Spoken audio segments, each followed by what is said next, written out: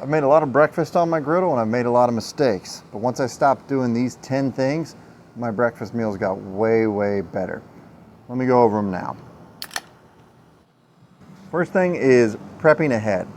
This is true for any griddle meal at all, ever. It still took me a while to get used to this. I'm not much of a planner per se. You know, I kind of study for the test the period before type of guy in high school, you know what I mean? So yeah, it took me a while to get used to this. And I've worked in kitchens and stuff, but everything's right at your disposal in the kitchen. So yeah, you prep and then you have it right next to you. Whatever the French term is, mise en place or mise en place. I don't know. I'm not French. I live in Ohio. But anyways, out here, you know, it's a little different because you're used to cooking in your kitchen. And that's like, well, I need that whisk. There it is. I need this. There it is. But out on the griddle, it's a little harder. So like, I get all my breakfast stuff laid out. Normally I use a cookie sheet or a sheet pan. You can buy a tray if you want like a specific tray for, you know, prepping ahead on the griddle. But if you got a cookie sheet, just use that. The only recommendation I would make is possibly put your raw meat on like a paper plate or something, and then that way you can reuse your cookie sheet for the finished food. Because sometimes I just end up making more dishes because I put my raw bacon and stuff right on the cookie sheet, and then I got to have another tray to bring food back in. But yeah, I get it all prepped ahead now. I crack the eggs a lot, sometimes into a glass bowl just to make sure there's no shells. You can crack them right on the griddle, but sometimes I just like, if I need to scramble them, I have them scrambled. I do that all inside and I bring it all outside. And it's kind of, it's not easier or harder than cooking in the kitchen. It just kind of changes the order. So I do it all inside, clean up and come outside, and then kind of my kitchen's good to go and all the mess is left out here. And when you're done, you just eat and clean the griddle or scrape it down. But your kitchen usually stays relatively clean.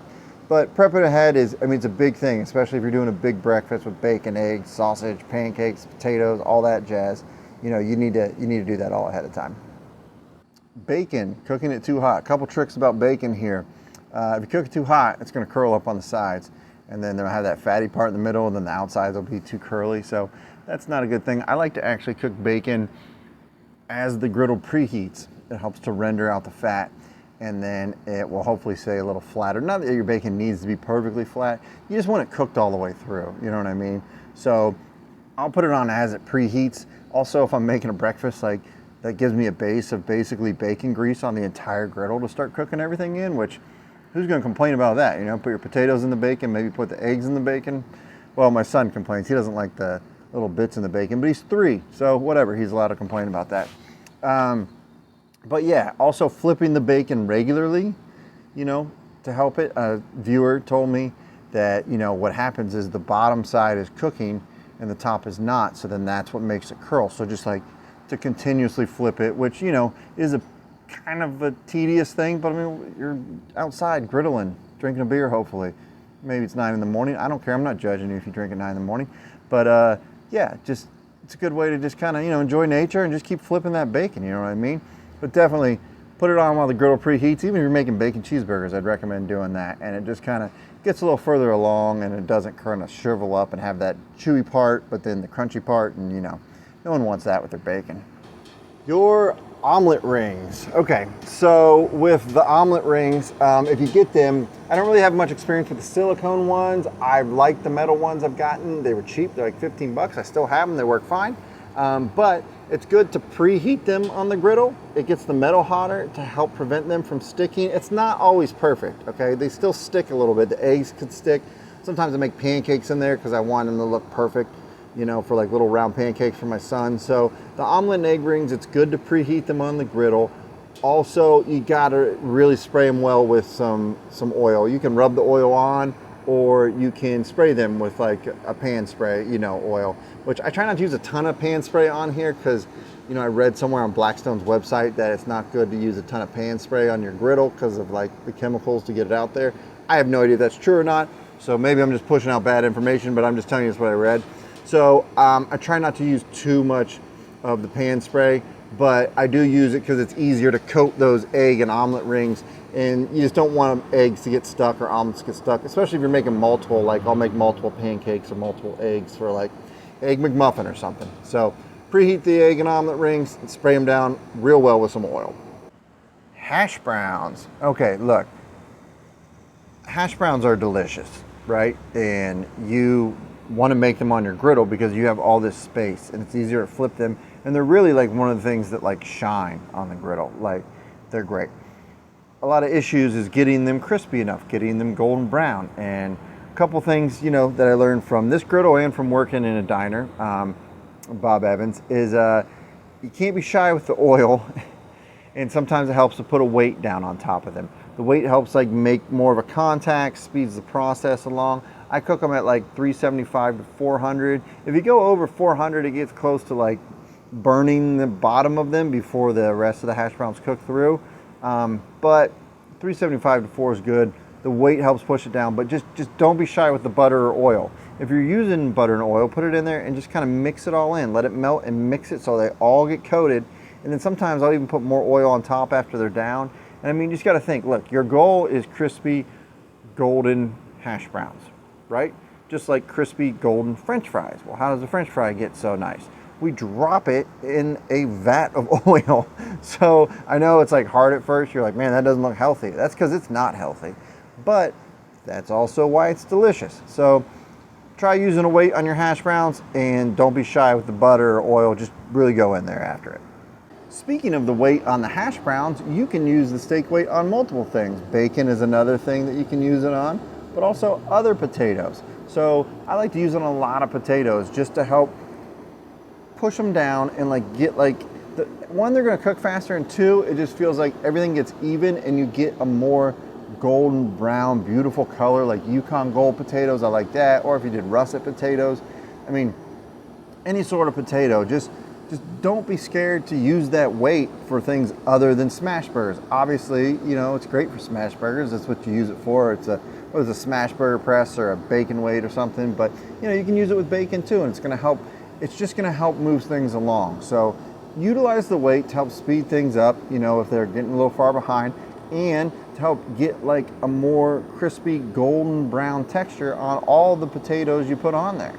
As we're still going along the potato train here, Tater Tots. I don't know if this is a mistake. It's just something that I didn't know about until my buddy Tony told me about it. And I just feel like I need to tell the world every time I get a second to tell them, or a video is even related to breakfast. Put tater tots on your griddle, not just like regular as you're making tater tots, but kind of smash them down. I let them sit out at room temperature for a while, or I'll pop them in the microwave, and then I'll smash them down on the griddle and maybe put a weight on them like I would with hash browns, to make like tater tot hash browns for breakfast. And they are so good. Let me know in the comments if you've done it and how it turned out for you. I just, on the chart of like difficulty to delicious, it's like way up here. You know what I mean? Like super easy, super good. They're frozen, they're cheap. You pop them in the microwave, or you just let them sit for like 30 minutes while you're getting everything ready. Put them on your griddle with some oil and then press them down, and then you just get that crispy tater tot on the outside and then like a soft inside. It's a great breakfast side that's so simple. Temperature, temperature, temperature, temperature, temperature. You got to learn your temperature, okay? This is a huge one. These are all important in my opinion, and they all help in different ways, but temperature is like a really big one. You cook different foods at different temperatures. I have a whole little guide. It's part of my free ebook. You can get it in the link below in the description, but you got to learn your temperatures, and you can only do that, in my opinion, my humble opinion, with a thermometer, a instant thermometer that is a gun, so that you can know what your temperatures are, so then you can cook your foods at the proper temperatures. I cook eggs at 300 to 325. I cook my potatoes and pancakes at 375 to 400. And if you're going to sear something like a steak or a smash burger, I go up over 450 to 5. So you just got to learn your temperatures, you know, like you can't just wing it. And low, medium, high, I mean, that means a world of difference on different people's griddles. So, I mean, my low is not like your low. I'm in Ohio. You could be in New York or California. It's October, even though it's like 85 out here right now. But it could be, it's Ohio. Tomorrow it could be 40. I just have no idea, you know. So, low today could be different than low tomorrow on my griddle. So you got to get the temperature. It's not like cooking inside where you have conditioned air. So if you don't have a thermometer, I'd recommend getting one Eventually you might learn your griddle well enough to where you don't feel like you need it all the time, but I would definitely start with it, and it's going to help you make better food. All right, this is another important one. It's your cooking order. Also in my ebook I mentioned in the description below, you need to know what order to cook things in. The general rule of thumb is whatever's going to take the longest needs to go down first, whatever's going to take the shortest goes down last. So I'll put potatoes down first because they're going to take the longest, okay? Like they just are. Also, they can hold well, and they'll still like get a little crispier without getting burnt, but hold their heat. Where like your eggs got to go last. You want to always put your eggs down last, okay? Because they're going to cook so quick, and you just want to come off the griddle and they're the last thing on there. And when I worked at the diner, that was the order that we went in. You go, the ticket comes in, call out the meat and potato, that goes down. Then after that, you do your, what we would call griddle, which is really, it's like the pancake French toast waffle. So then you do those. And then when the potatoes were done and the pancakes were done, and you have that plate almost together, I mean, you're talking like 1 minute, you know, for the eggs. And then there's just one guy that just does eggs. And he's just rolling through doing eggs. And his griddle is only at 300 to 325 doing eggs. And it's really only about a minute each. Omelets take a little longer, but you know, it doesn't need to be perfect, okay? Like, but you got to keep that in order, and remember that the cooking order matters, and you'll get used to it the more you do it. But just learn your cooking order. I have a little cheat sheet in my book, like I said. Holding food hot, like on a wire rack here. It's a good trick to learn, you know, to hold it hot when it gets done too early. Or you can cut off a burner, move the potatoes to the side. So, you know, you want your cooking order, but also you got to realize some things, it's not all going to line up like that and be done at the exact same time. So you got to hold food hot. So if you need something's cooking too quick, you can put it on the wire rack that's on the griddle. So it's just getting a little bit of heat, but it's not getting like a full heat. Or you can cut a burner off and you can move it. Or another thing to hold food hot, if you're really making for a lot of people, is use your oven. Not a lot of people know that you can drop your oven down, usually most ovens below 200. And then it's like a hot box, which is what I use like when I worked in retirement communities and stuff, and like bigger kitchens. Like you have a hot box, you got to keep stuff hot. You can't cook it all at the exact same time. So put your oven at like 180. Maybe you're cooking for like 10 people and you want to do 2 pounds of bacon and sausage first. Put it on a sheet pan, put it in the oven at 180. Then a bunch of pancakes, put it on a sheet pan, put it in the oven. And then finally do everybody's eggs at the end, and then serve it all at once. I use this a lot in my 2-burner breakfast video when I did it on my Blackstone 2-burner. So, you know, if you have a 2-burner, this is another good way to like utilize the oven to make sure you're holding food hot.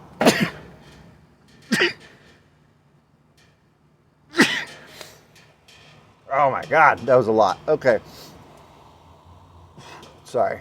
I probably should edit that out, but I don't know if I'm going to. But use the oven, use the wire rack. Man, these fall allergies are just tearing me apart. Use the wire rack, use the oven, hold your food hot, and also just turn off a burner on the side so that you can help, you know, with the timing of getting your breakfast done on time, making your family happy, being the hero of the weekend. And finally, we're going back to eggs again. I like to use a dome to help melt cheese. It doesn't have to just be eggs. It could be on your burgers. You put cheese down, or a cheesesteak or something. Or for like cheesesteak, you can put the bread. You can do it with a burger too, and use that to help like kind of push the heat back down and melt it. That's a good trick. But the dome I'll use on like omelets, or to make like steam an egg basically on there, to try to like get the heat to come back down so that it'll just kind of cook. And I'll squirt some water too, and then that'll help, you know, get the eggs to finish on top and let me be able to flip them before the bottom burns. I worry about burning the bottom of eggs. But, you know, that's a great trick for eggs. Definitely utilize your dome for more than just melting cheese. I also have made biscuits with my dome before, so the dome's a very good accessory as well. But speaking of eggs, if you want to see how I learned how to make eggs when I worked at the diner, that video is on your screen now. Thanks for watching. Keep on grilling.